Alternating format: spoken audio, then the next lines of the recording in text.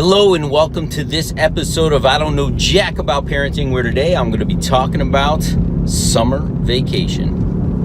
So the big question is this: how are parents like us, who don't have a manual, who are doing the best we can, who feel as though we aren't enough, how are we going to raise healthy, happy children who we are proud of and still keep our sanity in that process? That's the question, and this podcast will give you the answers. My name is Ryan Roy, and welcome to I Don't Know Jack About Parenting, a podcast for parents who are being real with themselves. Hey, welcome back to this episode of I Don't Know Jack About Parenting, where today I'm going to be talking about summer vacation. As summer looms upon us, I am in Georgia. And I don't know about where you are, but we are hitting 90-degree weather here in, as of this recording, late May.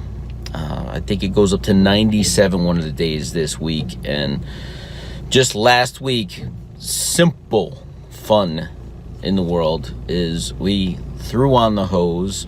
I attached one of those watering apparatus for the lawn that oscillates back and forth, and my boys proceeded to jump through it for the next 2 hours while I did yard work on the other side of the yard. Very simple things to keep kids busy during the summer. So my question to you as parents is, what are your summer plans? What do you have to occupy the kids? My wife and I, both being full-time careers, we often find time or different summer camps, festivities for different weeks. I know my son is going to a thing called, it's a sports camp. And then he's going to go to another, it's almost like a daycare that he's gone to for years because a friend of his from many years ago when they were in pre-K moved away, but his dad still lives close to it. And every year, hey, is he going to be at that event? At that event. Is he going to be at that daycare for one of the weeks? Because if he is, I'll bring my son up and then they could see each other. They still share a holiday every year together, and they go to each other's birthday parties, like best friends since one. It's kind of a cool scenario, even though his parents moved away about 4 years ago. So we'll do that. We have a week that we're going to the beach, which I believe is next week, if I'm not mistaken. I haven't really looked at the calendar. And then there's a week that we go to New York. But what are we doing in between all of that? Every year, I make sure he has a reading list that he gets through for summer, and he comes out way ahead of the game going into the next year of school. He is soon to be a third grader. In addition to that, I always like to do a little economics. So we are going to be doing a lemonade stand. We have all the supplies ready to go, and today is, as I record this, today is actually the last day of school, and it's only a half day.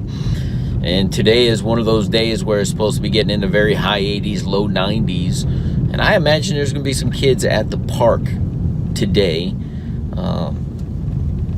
And I asked him if he wanted to start the lemonade stand right out of the gate, right at the beginning of summer, and see if we can't do it today, if time permits.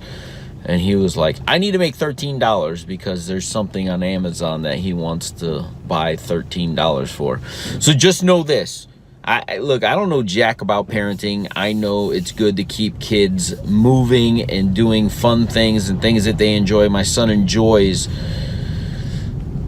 doing the lemonade stand because he gets to make money so that he can buy things that he wants to buy. So I will probably be doing a lesson on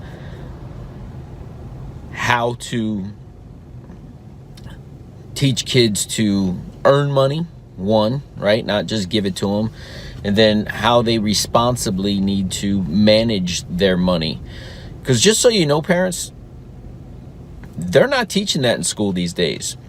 And most households are not teaching it in the household. So I will be sharing with you how he has a gift jar, a business jar in his bedroom, right? Which this lemonade stand will do that. He does have a bank account. He does have a few $100s in his bank account, all money he either earned or got from gifts, and how he is expected to not only spend but give and save. So but I will explain that one in another episode. So the summer is going to consist of having his own business. Summer is going to consist of playing a lot, getting to the pool a lot. We don't have a pool, but there is a community pool in the city that we live in that has like a 12-foot diving board along with another 5-foot diving board, and it's just a huge pool that we will get to quite often this year. He continues to be in swim lessons. He swims like he's Michael Phelps, so I still don't understand why we pay for it, but the wife wants him to be a strong swimmer, which he already is. So what is it that you're going to do to keep your children busy? Some of your kids like the arts, right? Are you putting them in an art camp? If we can't afford a camp for whatever reason, are we doing arts at home, right? When I was a kid, I just remember being busy from morning to night, playing with my friends outside. Today's a different day and age, but we still need to let our kids get that exercise and have some freedoms and get out there and explore life. I'm sure there will be some video game playing. My goal, not only for reading this summer, is for him as he's going into the 3rd grade, is they will be dealing with times tables, right? So I want him to know his timetables going into the 3rd grade. So we will be practicing over the 8 weeks of vacation his times tables, and he will learn. He'll get through the zeros and the ones, right, really quick. He and I will, so zeros, ones, and twos will be week 1, and then 5s and 10s will be another week, and then we'll really focus and harness in on all the in-between ones the rest of the weeks, because the 5s and 10s are fairly easy, right? The 1s, 2s, and 0s are very easy, and then there's going to have to be some focus on the other ones. So that's my game plan for the summer vacation. The question is, do you have your game plan? Because again, I don't know jack about parenting, but in my book, Be the Dad You Wish You Had, we talk about routine. We talk about basically planning out a schedule. And if we don't have a schedule going into summer, the summer can be lost. He'll be learning a lot about math with his business. He'll be learning a lot about budgeting with his business. He'll be learning, obviously, his times tables. He will be reading things that he loves and wants to read. And it's all going to seem like fun to him. But it's going to be a fun-filled summer of learning.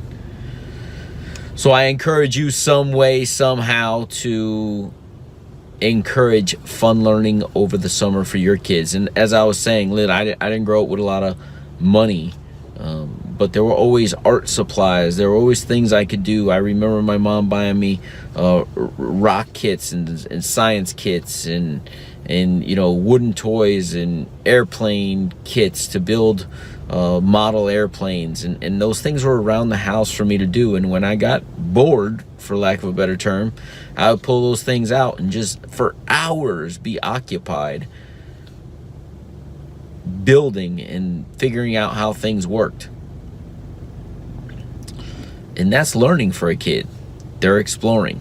So allow your kid the freedom and space and put them in an environment where they can learn and explore on their own. We'll catch you in the next episode of I Don't Know Jack About Parenting. Do you want to be the dad you wish you had?